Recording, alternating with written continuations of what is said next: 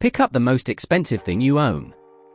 A jacket, a bag, a pair of shoes, and flip the label. If it says Made in Italy, you probably felt something just now. A little flicker of confidence. Good. So, hold on to that feeling, because by the end of this video, you are going to look at that label completely differently. So, here is what nobody tells you. Two products can both say Made in Italy, legally, truthfully, with zero fraud involved, and one of them was built by a craftsman in Florence over 3 days, while the other was stitched together in a windowless room outside Milan by someone working a 90-hour week for €4 an hour. Same 3 words. Same label. Same legal protection. So how is that possible? Stick with me, because the answer is stranger than you think. Let us start with why that label works on you in the first place. Because it does work. That is not your imagination, and it is not you being shallow. It is decades of carefully built association doing exactly what it was designed to do. When you read Made in Italy, your brain does not just register a country. It pulls up a whole movie. Sunlight on a workshop floor. An old man with reading glasses pushing a needle through leather. A wooden bench worn smooth by 60 years of elbows. Generations of skill handed down like a family recipe. You see all of that in a fraction of a second, and you have not even consciously read the words yet. The label is not informing you. It is triggering you. That movie is worth money. Real money. Studies on consumer behavior have shown people will pay a serious premium for that exact phrase, sometimes double, sometimes more, for a product that is functionally identical to one made anywhere else. Same materials. Same stitching. Different label. Higher price. The label is not describing the product. The label is selling you the movie, and you are buying the ticket without realizing you walked into the cinema. And here is the thing. For a long time, the movie was mostly true. Italy genuinely did build the finest leather goods and tailoring on earth, in small family workshops, in towns where entire communities had specialized in one craft for centuries. Florence for leather. Naples for soft tailoring. Specific valleys for specific kinds of wool. That reputation was earned over generations. Nobody handed it to them, and for a long stretch of history, if you bought Italian, you really were buying the best. But a reputation is a strange kind of asset. Once it exists, it floats free of the thing that created it. It becomes a name worth more than the work behind it. And the moment that happens, the reputation stops being a description and becomes a target. Something to wear. Something to borrow. Something to exploit. And that is exactly where this story turns.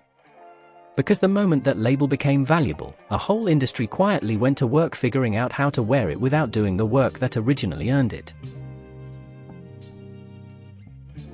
Now here is the part that genuinely surprised me when I first dug into it. There is not one definition of Made in Italy. There are 2. And they do not agree with each other. They are not even close. Rulebook number 1 is Italian national law. And Italian law is strict, almost romantically so.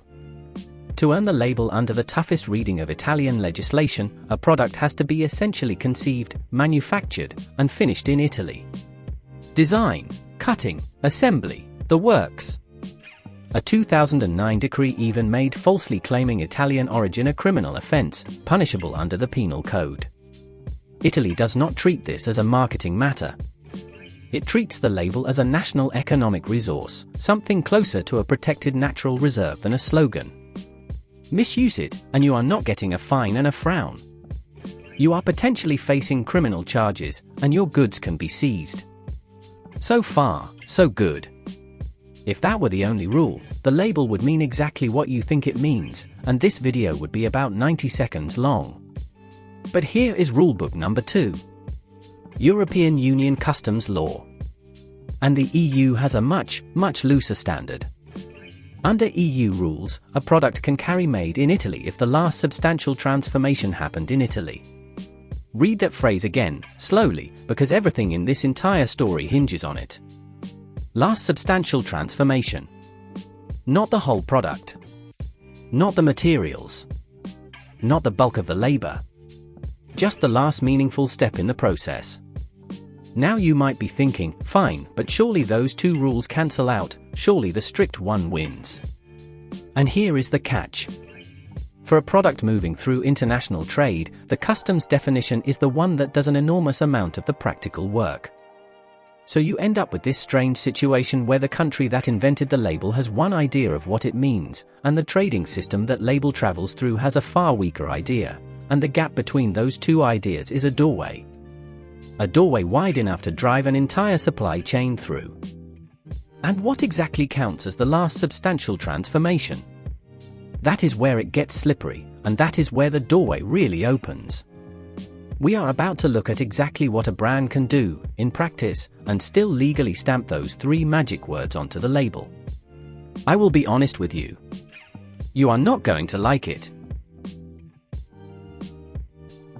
Let me walk you through how this actually works in practice. Picture a jacket.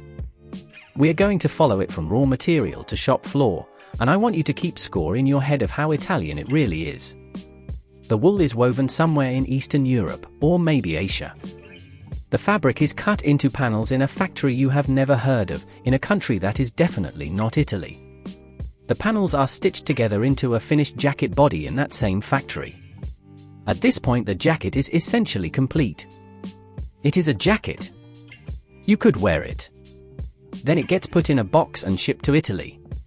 And I want you to picture that box, because that box is the whole magic trick. A finished jacket, in a cardboard box, on a truck, crossing a border. And in Italy, what happens? The buttons go on. The lining gets a final press. A label gets sewn into the collar. Maybe a quality inspector runs an eye over the seams and signs a sheet. A few hours of work, tops. Possibly less. And that, depending on how the paperwork is written and how generously the rules are read, can be enough. Those few hours of buttons and pressing and inspection get classified as the last substantial transformation. Remember that phrase from earlier? This is where it earns its keep. The jacket is now, legally, in the eyes of EU customs, a product of Italy. The label goes in. The price goes up, often dramatically.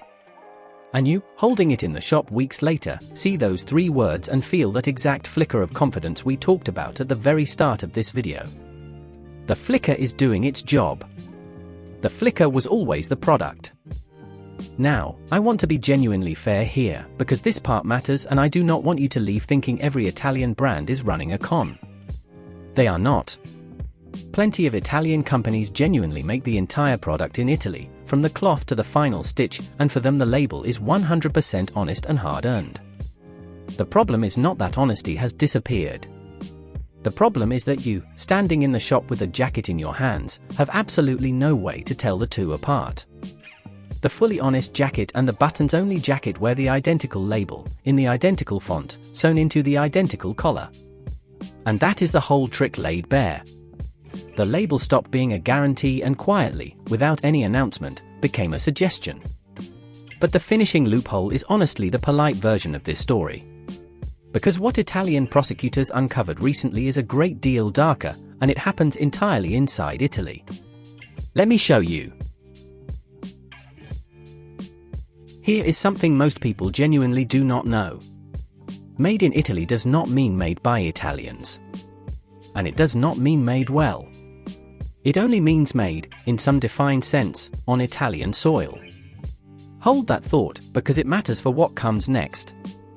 Starting in 2024, prosecutors in Milan began pulling a thread, and the whole sweater started coming apart. They were investigating how some of the most famous luxury names on earth actually get their products built. Not in a marketing brochure. In reality. What they found was a system. Brand subcontract production to a supplier. That supplier subcontracts to another supplier. That one subcontracts again. By the third or fourth link in the chain, you reach small workshops, often on the outskirts of Milan, and the oversight has basically evaporated. Nobody is really watching anymore. And inside some of those workshops, investigators found undocumented migrant workers, many of them Chinese, working brutal hours in conditions prosecutors described as below the minimum any ethical standard would allow. People sleeping where they worked. No proper contracts. Safety rules ignored. By 2025, the list of names caught up in this investigation had grown to 13 brands. And these are not obscure names. I am talking about the brands on the billboards. Gucci, Prada, Versace, Yves Saint Laurent, Dolce & Gabbana. Names you have known your whole life. And separately, Italian courts appointed administrators over Italian operations connected to Dior and to Loro Piana, a brand that sells cashmere as the absolute summit of luxury, the thing rich people buy when they already own everything else. In the Loro Piana case specifically, prosecutors described workshops where people were pushed to work up to 90 hours a week for around €4 an hour. I want you to actually do that math with me. 90 hours. For euros. That is a person spending more than half their waking life in a workshop, earning less in a day than the price of 2 coffees, to build a sweater that can sell for well over €1,000 in a quiet, beautifully lit boutique. So now hold 2 facts next to each other, right up close, because this is the whole point of the video. Fact 1. The label on those products said made in Italy. Fact 2. It was, technically, completely true. The work genuinely did happen in Italy. The prosecutors were never arguing the label itself was fraudulent. Nobody faked the country. And that is the part that should genuinely unsettle you, more than any outright fake ever could. The system was not breaking the label. The label was working exactly as written, exactly as the law allows, and it still told you almost nothing about how the thing in your hands was actually made, or by whom, or under what conditions, or for what wage. The label was true and useless at the same time. Sit with how strange that is. If you are still telling yourself that the price at least reflects the craftsmanship, that the markup is the skill, I have one set of numbers for you, and then we can stop pretending together. These figures did not come from an angry blogger.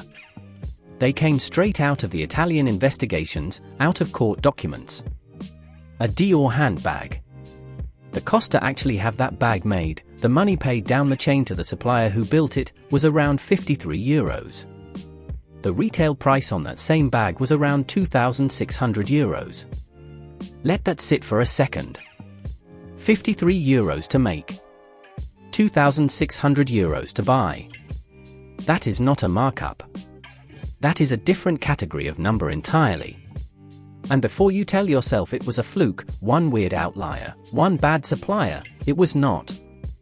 Investigators found Armani-branded bags bought from suppliers for about €93, then retailed for roughly $1,800. Different brand. Same pattern. Same vertical cliff between what the thing costs to build and what you are asked to pay for it. Now, before anyone rushes to the comments, yes, retail involves real costs.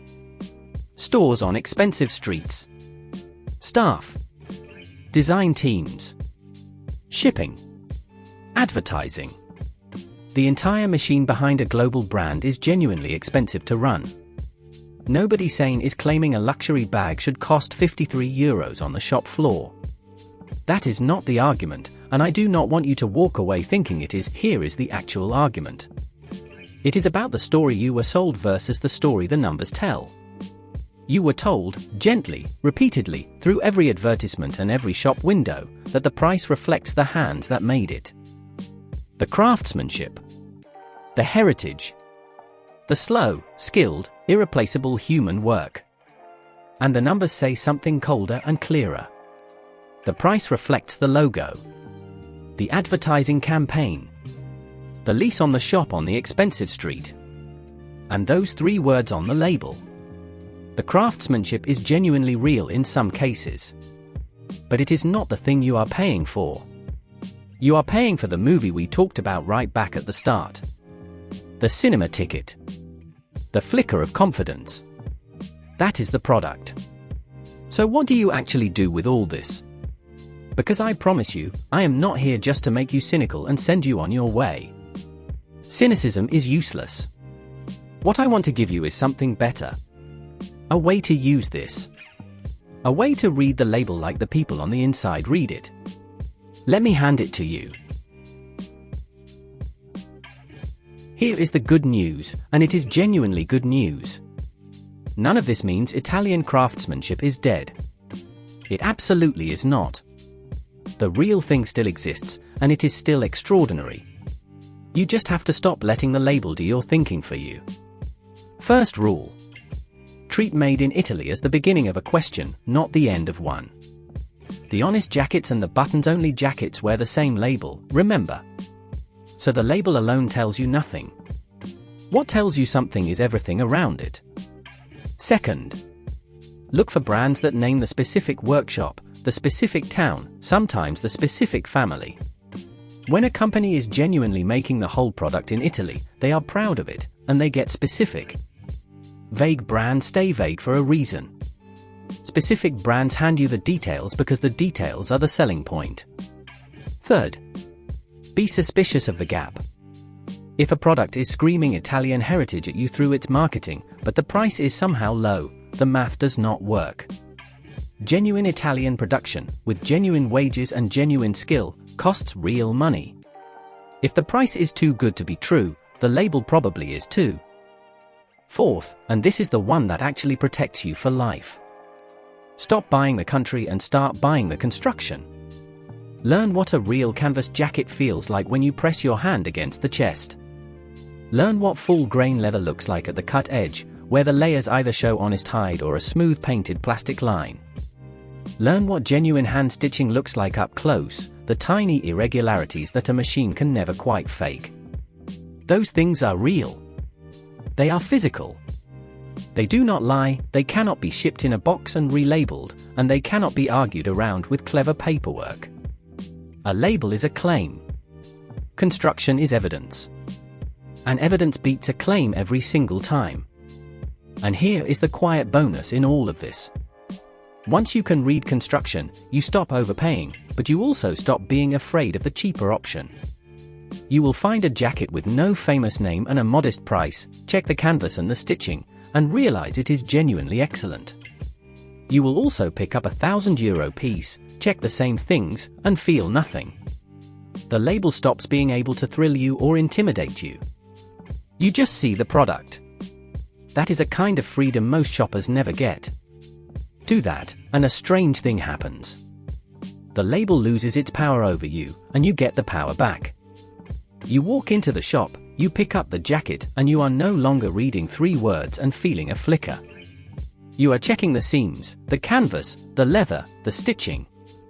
You are reading the actual product, the way the people who make these things read it. You became a harder person to fool. And nobody can sell you a movie anymore, because you learned how to look behind the screen. So go back to that expensive thing you picked up at the start. Flip the label one more time. Made in Italy. 3 words. And now you know what they actually promise, which is less than you thought, and what they cannot promise, which is almost everything that matters. Where the wool came from. Who stitched it. What they were paid. How long it will last. The label was never lying to you. It was just letting you lie to yourself. The craftsmanship is real. The heritage is real. But it lives in the construction of the thing, not in 3 words on a strip of fabric. Learn to read the product, and you will never be fooled by the label again.